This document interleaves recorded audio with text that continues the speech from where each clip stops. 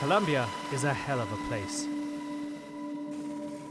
For 52 years, the government and the revolutionary group Farc were at war. Finally, in 2016, a peace deal was signed. No más guerra. A year later, the rebels laid down their arms. One of the world's longest conflicts came to an end. What were you thinking? What was happening in your life that day? Cuando a mi hermano lo mataron fue lo primero que le ofrecí a Dios y era que no debía sentir rabia. We're at peace with the Farc.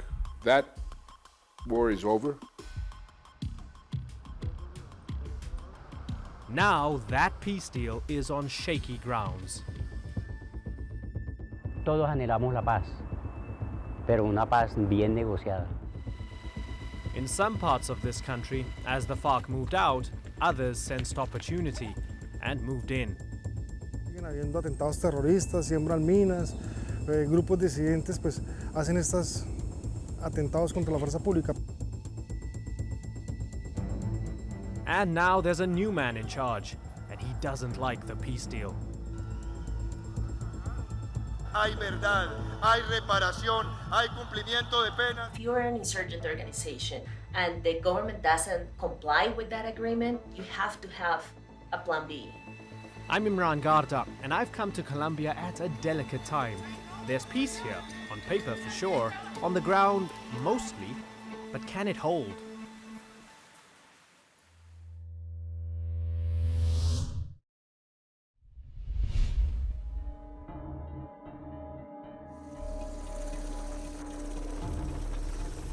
I'm on my way to Colombia's new front line.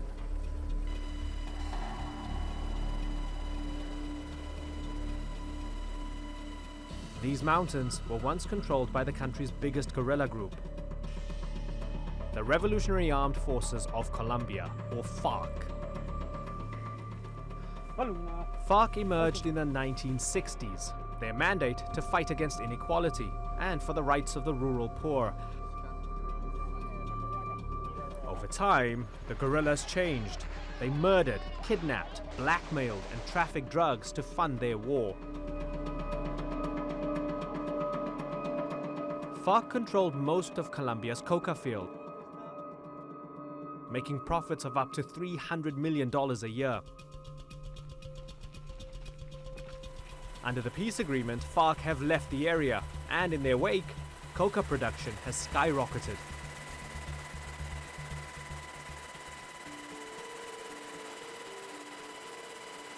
La producción de coca, la siembra de coca, sí se ha doblado en el país.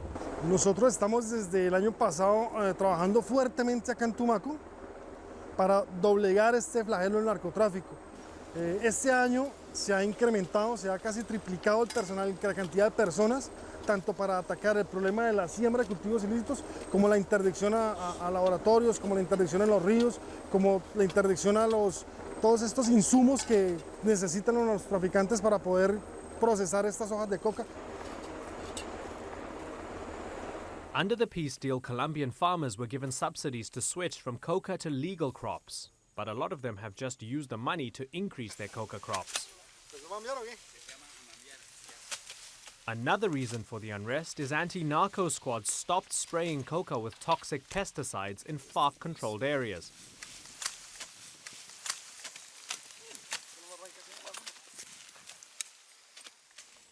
Colonel, what are the dangers? Landmines? Sí, como no, minas. Otro peligro inminente aquí en esta área son los grupos ilegales, estas insurgencias que han resultado después del proceso de paz. Ellos están seguidamente atacando nuestra gente con explosivos. While brutal, the FARC did govern. Now that they've left, areas like these are being run by FARC members who refuse to sign the peace deal. And it's not just them.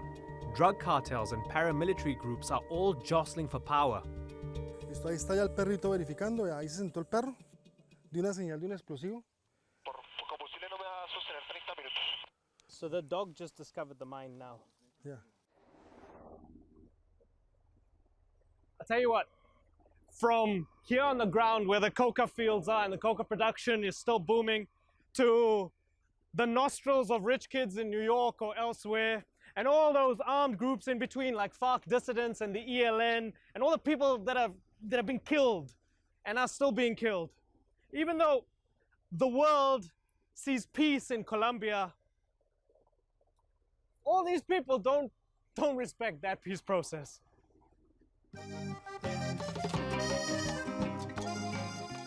I traveled to Bogota, Colombia's capital, to meet a man in the last days of his presidency, the architect of the peace deal, Juan Manuel Santos. President Santos. Hello, my name is Imran. I'll be conducting the interview. Okay, thank you.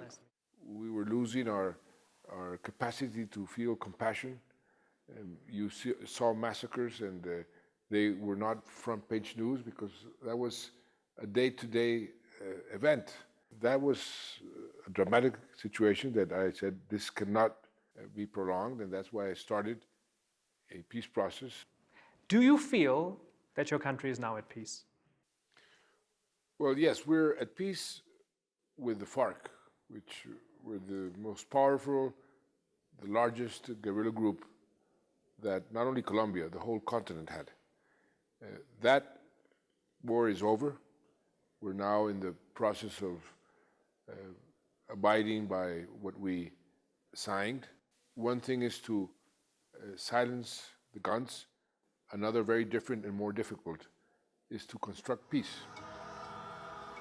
Peace talks began in Havana, Cuba, and took 4 years.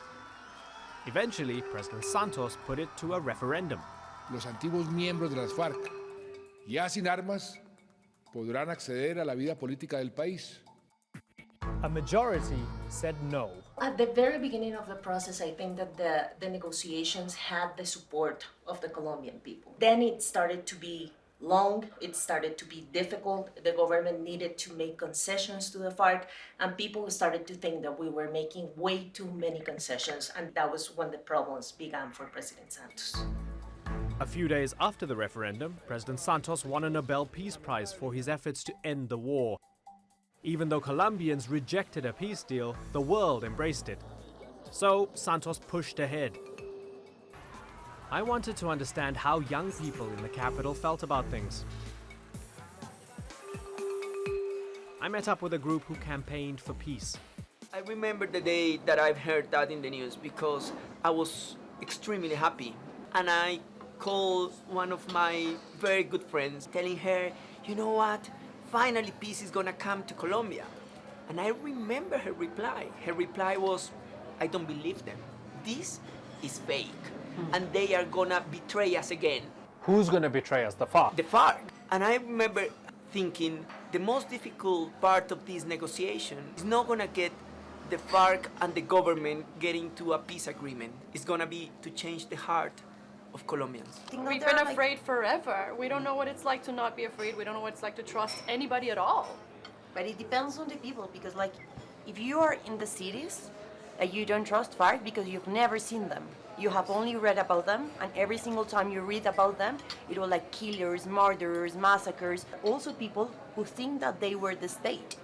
Right. Where the state were not, the people love them. Mia, if I go to Wikipedia, it tells me that Colombia has had peace for 2 years. Is it true? For the first time in my life, I feel the concept of peace. I am willing to, for example, go to FARC settlements today and see what they think and what they're doing and try to bring other people to listen. I would have never done that in the past. As part of the peace deal, FARC moved out of the jungle and gave up their weapons. If they confessed to their crimes, they could avoid prison altogether and do community service instead. They also negotiated seats in Congress. Responsables de crímenes de guerra y crímenes de lesa humanidad de las FARC no van a pagar ni un solo día de cárcel. Creo que el presidente Santos puso por delante su propia vanidad antes que los intereses nacionales. No le importaron las consecuencias negativas que podía tener un mal acuerdo para el país.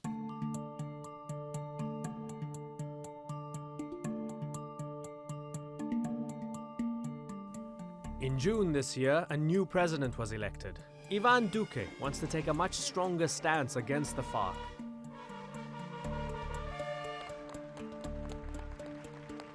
Tendrá correcciones para que las víctimas de verdad sean el centro del proceso y garanticemos verdad, justicia, reparación y no repetición.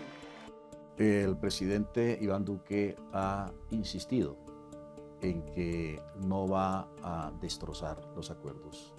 Se va a ajustar el tema de la impunidad, del narcotráfico, se va a exigir que los que sean responsables de crímenes de lesa humanidad puedan hacer política solamente después de haber ido a la justicia. You know, people who voted for Duque were people who were trying to say that they were not happy with some of the things that President Santos negotiated with the Farc. I think that for them was a way to say enough of concessions. We don't want illegal organizations to be part of our political system that easily and without paying for what they did.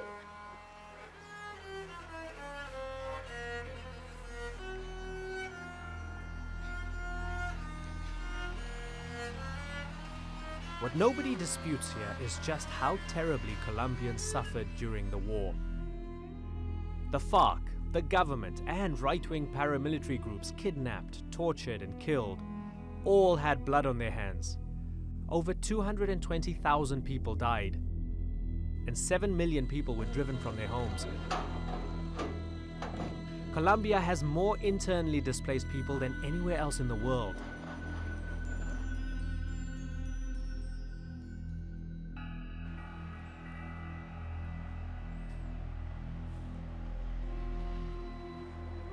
Tuve un trauma y fue que donde yo vivía acostumbraban mucho a matar a las personas pegándole tiros en la cara.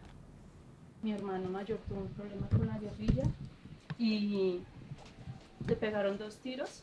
Él lo mataron a las 7:13 de la noche. At the height of the conflict, Dargeli was forced off her land by the Farc. She and her friends are all refugees. They now live in a home for victims of the war in Bogotá. Somos 4 mujeres, las brujas, y somos muy buenas amigas. Que no queríamos que se nos borrara la historia de lo que somos nosotros, que somos campesinos, y que lo que más extrañamos en esta ciudad es eso, nuestro campo. Entonces por eso nace la idea del pesto. Dargeri, there are some people who look at the peace deal between President Santos and Timochenko and the Farc, and they say that it's not a good deal because there isn't justice for the victims. Do you agree with that? Creo que es complejo el tema de la justicia. No comparto muchas cosas como el creer que si las FARC están en la cárcel es una forma de pagar lo que hicieron. Yo creo que cada ser humano paga en esta tierra lo que tiene que pagar. Cuando a mi hermano lo mataron fue lo primero que le ofrecí a Dios, y era que para yo poder llevar este proceso no debía sentir rabia. Entonces fue mi promesa de que no sentía rabia. Livia? Yo tuve un hermano también que fue desaparecido, solo que él fue desaparecido por los paramilitares. Do you forgive them, Livia? Sí, tenía mucho resentimiento contra los paramilitares porque digamos que esos fueron la causa de la desaparición de mi hermano. Pero ya hoy en día no, o sea, digamos que fue una cuestión superada. With so much suffering, some just can't forgive. Aidel fled to Bogotá after Farc tried to kill him. Me amenazaron, me maltrataron y me chuzaron por todas partes con las armas. Now some of them are in Congress. How do you feel about that? Mal, porque no merecen estar ahí. Porque estamos premiando al victimario más la víctima. Todos anhelamos la paz, pero una paz bien negociada, una paz con justicia. Toda construcción debe tener unas buenas bases, ¿verdad? Porque si no, se construye con buenas bases. Lo más seguro es que si el edificio es muy grande, en la mitad se cae. Ha sucedido y muy posible va a suceder con la paz.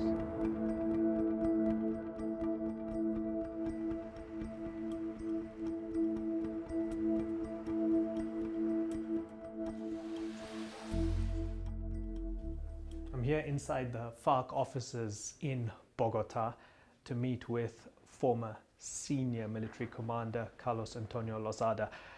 We're going to do the interview here. Interestingly, just outside, local police protecting and guarding the Farc offices, something I never thought I'd ever see. Cuando se firmó el Tratado de Paz es precisamente posibilitar que los distintos sectores de la sociedad colombiana, independientemente de la ideología que tengamos, podamos conversar, intercambiar y, si se quiere, debatir ideas en ese escenario del Congreso de la República. Sentimos una gran responsabilidad. Lozada was Farc's top urban commander. He recruited, gathered intelligence, and raised money to launch attacks in the city. The Colombian military says he's been responsible for a bike bomb in a police station, a car bomb in a military school, and an explosion in a hotel.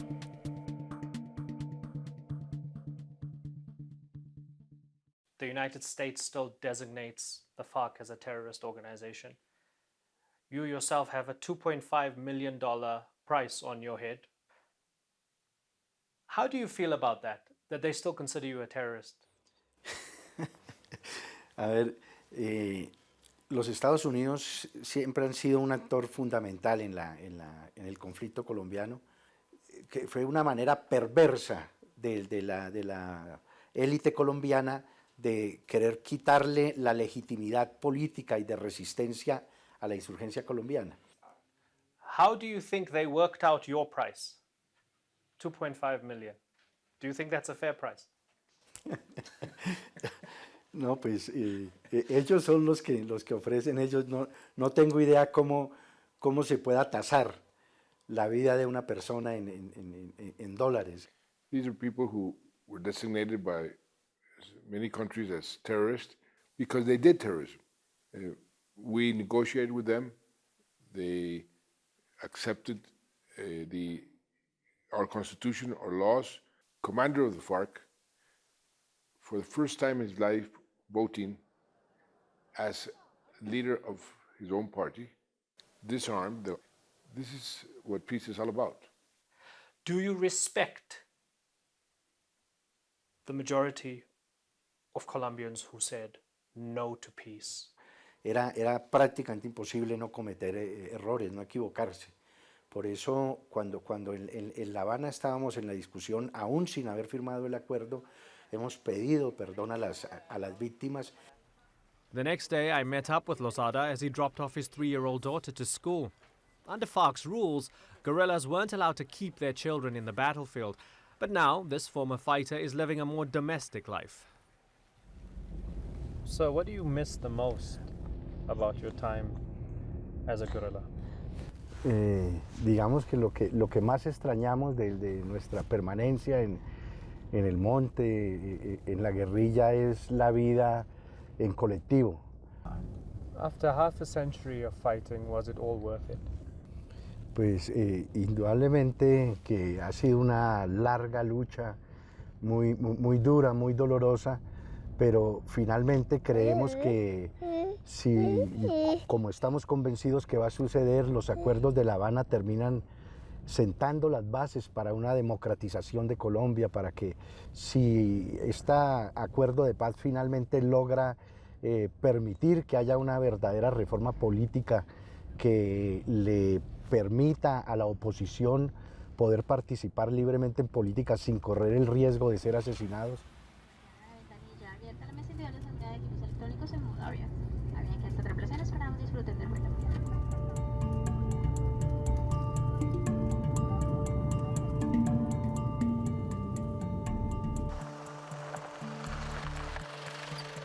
When you travel through Cauca, you see just what the battle terrain was like.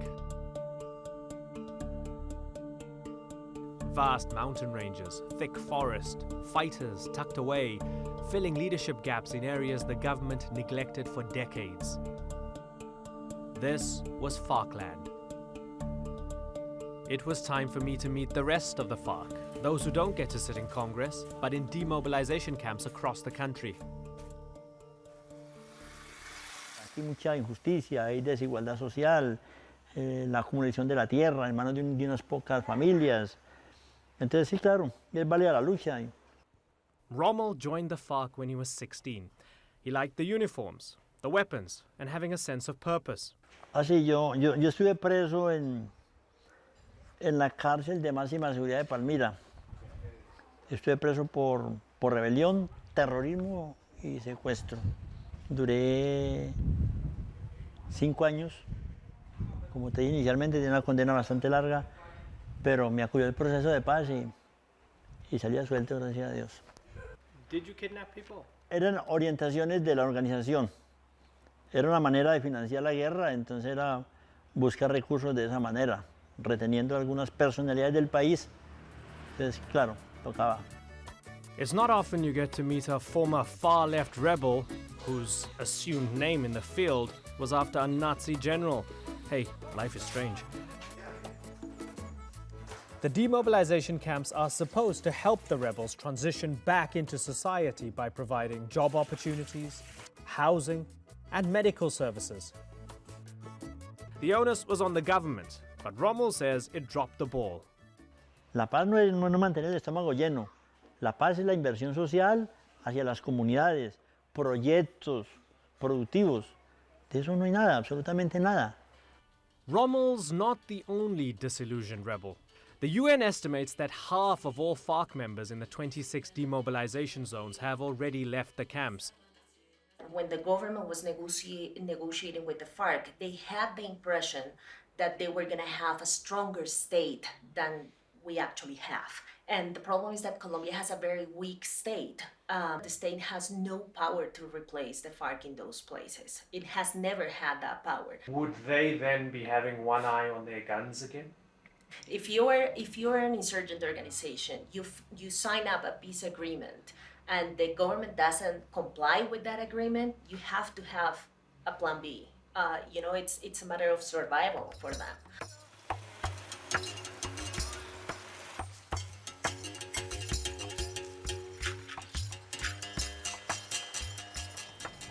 I'm here in Corinto, a small city in northern Cauca state. Edgy vibe, not particularly safe, and locals here say it's especially dangerous for social leaders. I'm going to meet one indigenous social leader who says he's been under threat for the past couple years.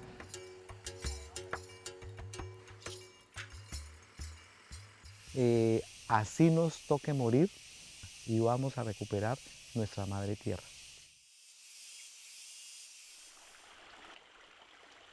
As head of an entire tribe, Jorge is supposed to feel safe here, but he doesn't. This area is still one of Colombia's most dangerous regions. Last year, 120 social leaders were killed for protecting their land from illegal mining and coca farming. Las amenazas ya personalizadas, como me la enviaron a mí en el mes de mayo, donde me dicen, bueno, gobernador, usted va a dejar trabajar o se quita, se hace a un lado, o usted ya sabe cómo lo quitamos en todo este proceso, y cuando ya se da la firma, se fortalecen estos nuevos grupos como son EPL, LN, disidencias de las FARC, narcotráfico y carteles que han llegado acá a nuestro territorio para causar la desestabilidad. Por ejemplo, ahorita tenemos este audio de una expresión, de una forma pues como para desestabilizar, para causar zozobra.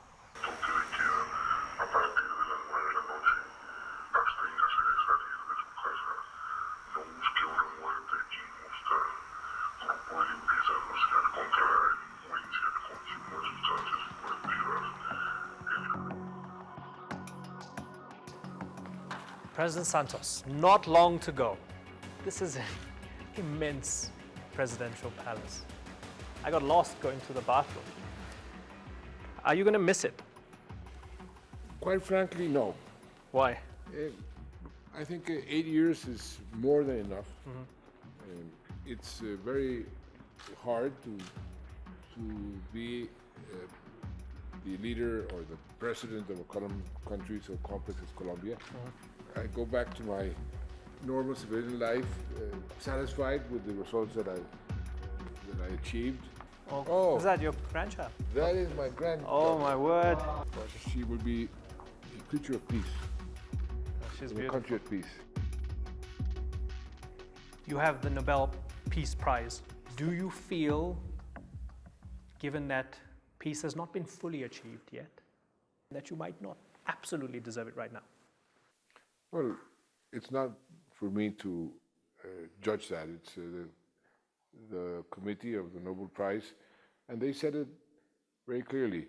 We give this Nobel Peace Prize to Mr. Santos because of his efforts, not because he achieved the peace. It's the efforts. Fail, you might succeed, but you have to try, and that's what I did.